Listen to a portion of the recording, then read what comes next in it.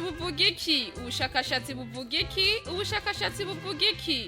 Ni ikiganiro mushikirizwa na Radio CDO akazi n'akazi. Uno munsi rero mu kiganiro ubushakashatsi buvuga iki mushikirizwa na Radio CDO akazi n'akazi turavuga ivyerekeye ubuzima bw'umubu. Agakoko kitwa umubu ngira nta numwe atakazi ngira nta numwe katararya.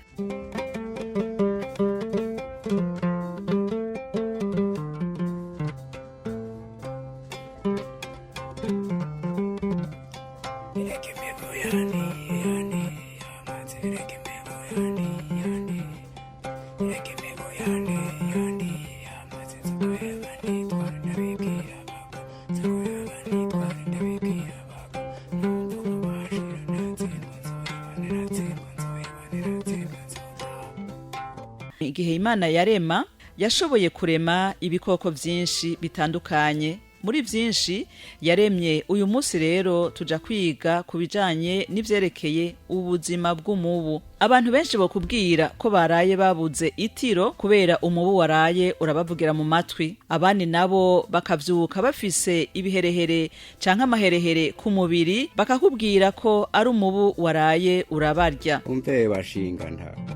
Umve tugira amahoro. Jewe sintaka ndataka. Muntonge mu mburane. Mwumvirize ndababwira ntukikaba ingingo. Hariho umugabo mubu jewe yananiye ahenga mw'ijoro akansanga imuhira aho niyiryamiye inzara ngizo amakofa akayaga imisa ikarengerwa amaso agahishira abana bakaniha ahaca niho ntazi. Umuntu rero yokwibaza ati umubu rero nagakoko kameze gute? Umubu rero nagakoko benshi basuzugura bakarabiye ku buto bwako. Niyo mpamvu dushimye guca hirya no hino kugira ngo tubahayagire kuvyerekeye ubuzima bw'umubu.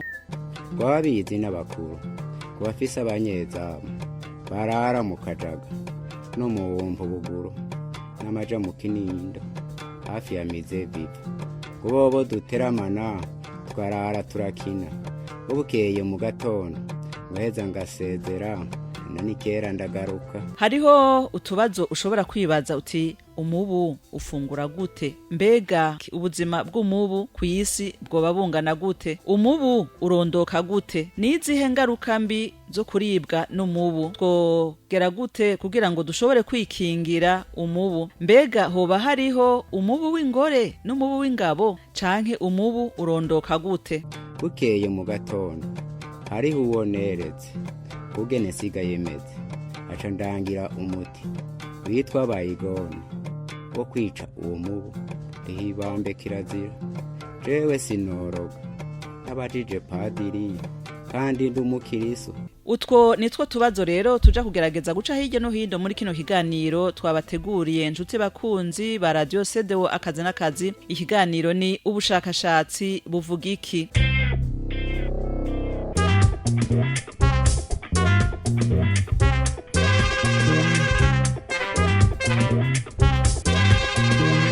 Ubushakashatsi buvuga iki? Ubushakashatsi buvuga iki? Ubushakashatsi buvuga iki? Ni ikiganiro mushikirizwa na Radio CDO akazi n'akazi.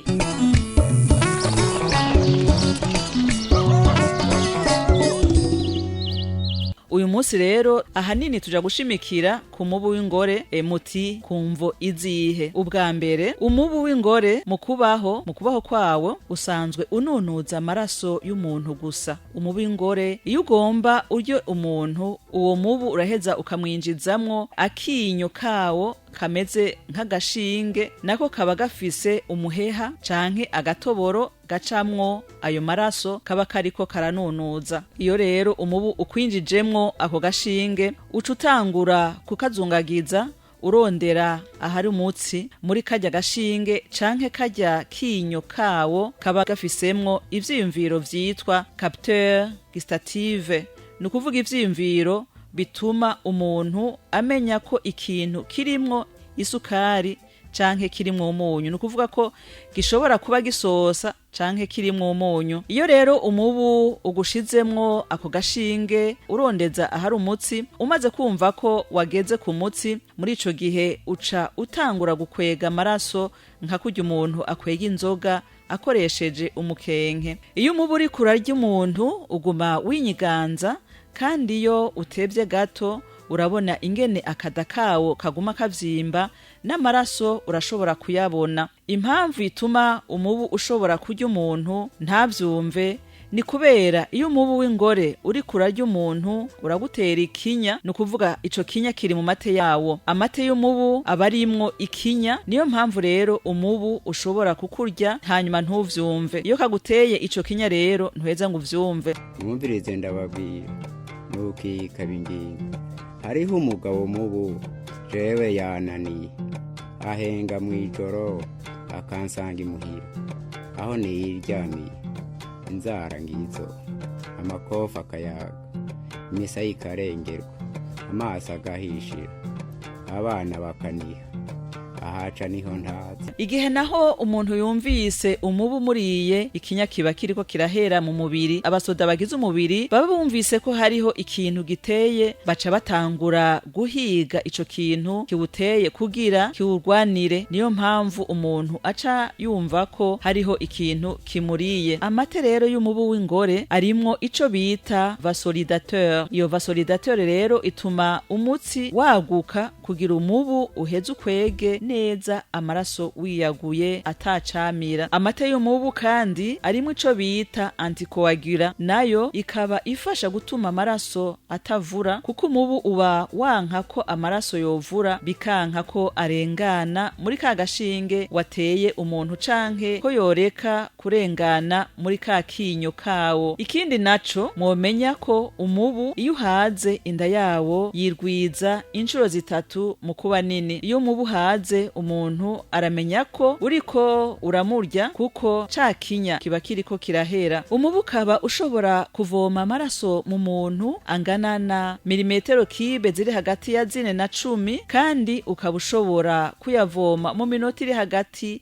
y'umunota umwe n'iminota 2 gusa. Murumva nakanya isase. Ikindi naco mwomenya, iyo umubu hejeje kurya umuntu, ubwo nyene ucuja kurondera ahantu hari biziba kugira ushobore guta amagi. Uvuye aho waririye umuntu ugenda imetero zitarenga hagati ya 2 na 3. Amaraso ikuye mu muntu niyo awufasha kugira amagi yawo aboneke. Ayo magi yawo arameneka akavamo utunyo twinshi, tugatungwa n'ivyo bita plankton. Plankton rero nutundi dukoko duto duto tubaho tureremba ku mazi. Kenshi tureremba ku mazi y'ibiziba. Uwo mugabo mubu wasigaye yivuga, ubu we n'umusirimu, yirirwa mu miduga, kore bazana amapine, arya amapine yaheze, ko bagashira impande y'inzu, bakahamara 3. Kore n'abareka ibinogo biri impande y'amazi, kuzuramwo amazi, bakahamara iyinga.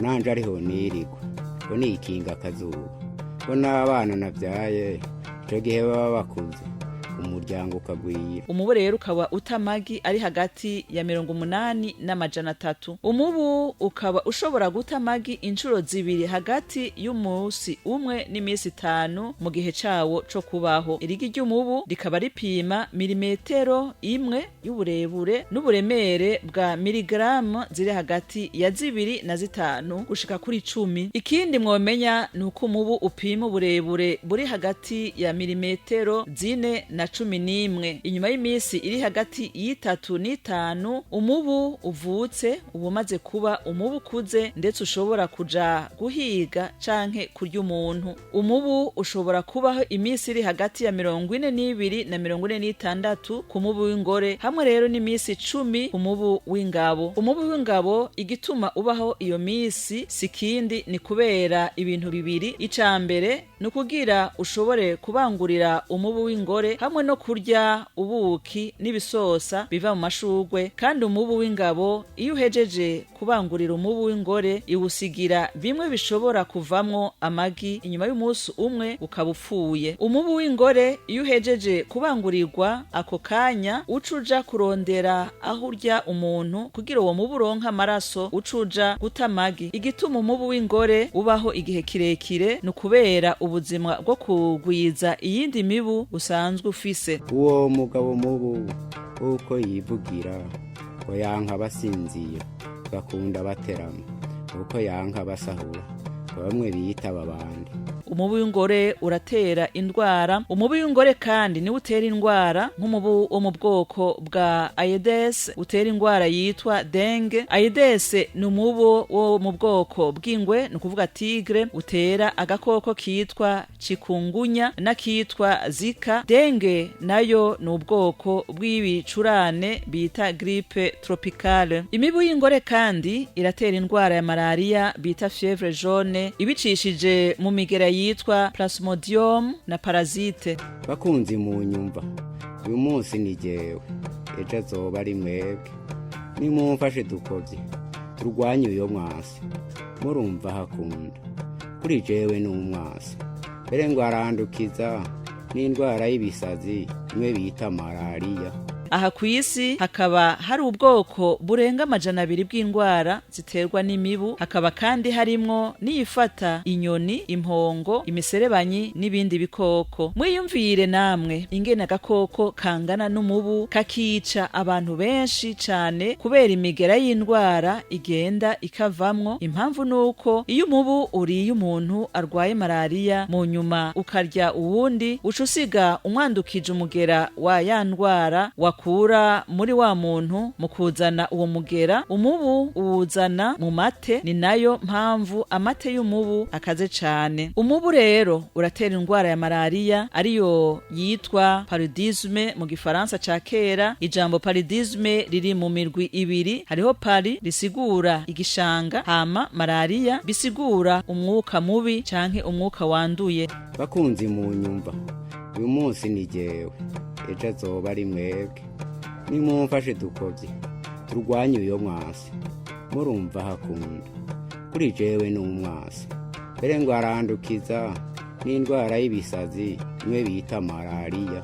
Abahinga baragerageza kurwanya umubu biciye mu buhinga bwa none mu kumenya ahari amagi yayo. Nk'ahantu haba hari ibiziba bakagenda bagapompa imiti yica ayo magi y'imibu, ariko ntibishoboka kubera muri urya mwanya baba bariko barapompa hariho imibu iguruka ikarokoka, gutyo ikaba irabacitse. Iyo imibu rero irokotse ahica ivyara yindi kandi ibifise ubushobozi bwo kurinda ya miti bapompa, niyo bazanye iyindi miti biguma bigenda uko. Rero biragoye kurwanya imibu iciye muri iyo nzira. Iyindi nzira ihari niyo kuryama mu musegetera hamwe no gukuraho ibiziba bitega hafi y'imihana. Aho imbere yawe uherereye nihaba hariho ibiziba, raba ingene ubirwanya, kuko ubigumijeho uba wigumije ko indwara ya malaria ishobora kugutera izanwa n'iyo mibu. Bakunzi mu nyumva, uyu munsi ni jewe, ejo azoba ari mwebwe. Nimumfashe dukovye turwanye uyo mwasi, murumva hakunda.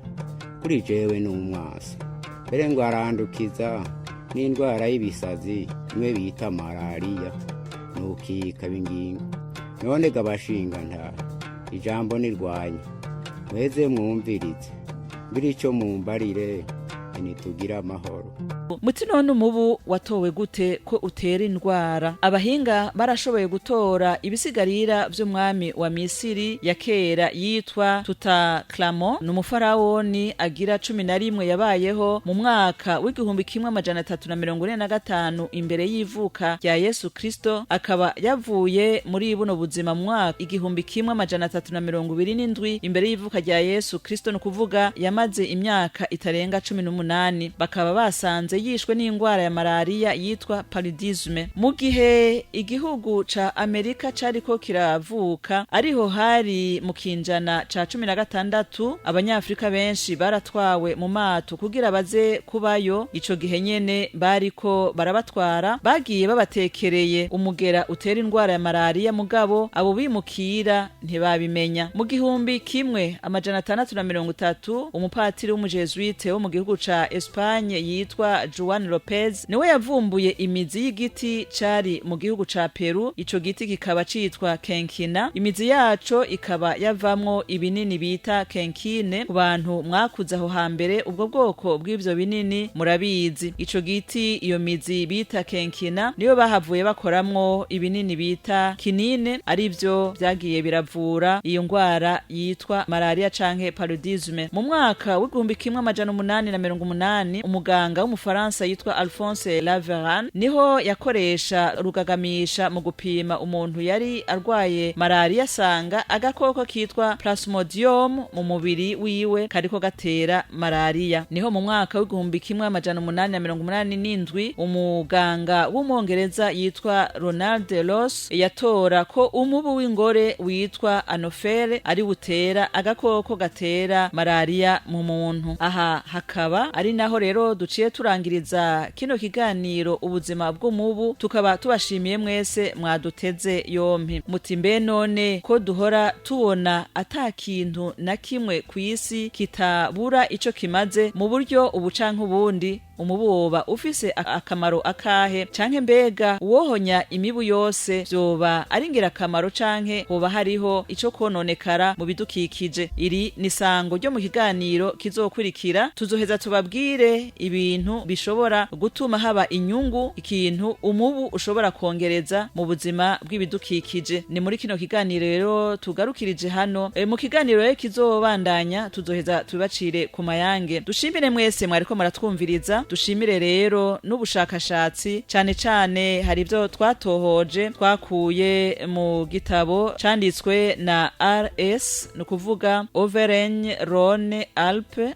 canke Agence Régionale de Santé, bakaba aribo babidutohorejemo. Canke hariho Wikipedia, Organ Wiki Ronald Ross, no kuvuga Encyclopedia Wikipedia. Hariho rero n'abandi batari bake bagerageje kubitohoza, tuzoja turabibashikiriza kugira ngo mushobore kumva ibitari bike bidukikuje. Burya rero Imana yararemye ibintu bitari bike, hari byo twita bibi mu gihe cabyo, n'ivyo bibi bishobora kuvamwo ikintu ciza. Tuzobandanya turibatohoreza. Tubashikirije rero kino kiganiro ubushakashatsi buvuga iki, mukaba mugitegurirwa na Radio CDO akazi n'akazi, mukagishikirizwa na Beatrice Barikore. Mubane mugira ibihe vyiza, murakoze.